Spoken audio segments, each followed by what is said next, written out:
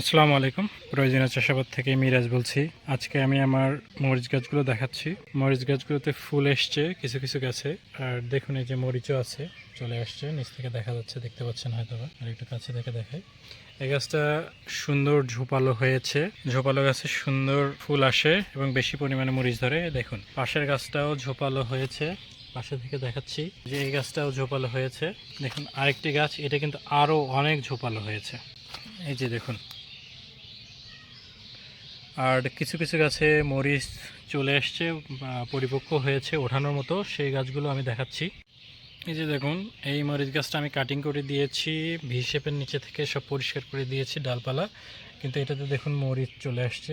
আমার ধনিয়ার মধ্যে মরিচ গাছ লাগানো ছিল, মরিচ চলে আসছে। দেখুন এগুলো পরিপক্কতার কাছাকাছি যাচ্ছে, কিছুদিনের মধ্যে খাওয়া যাবে ইনশাল্লাহ।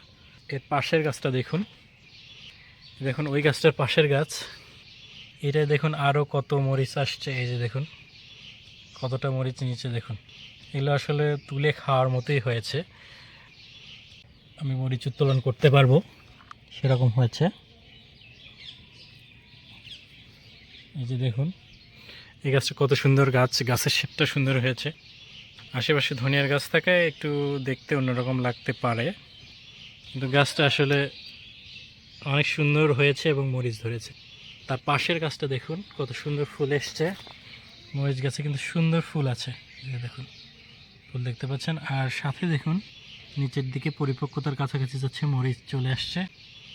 মরিচগুলো খাওয়ার উপযুক্ত হবে কিছুদিনের মধ্যে ইনশাল্লাহ। ধন্যবাদ সবাইকে। সবাই লাইক কমেন্ট শেয়ার করে আমার পাশে থাকবেন, আমাকে জানাবেন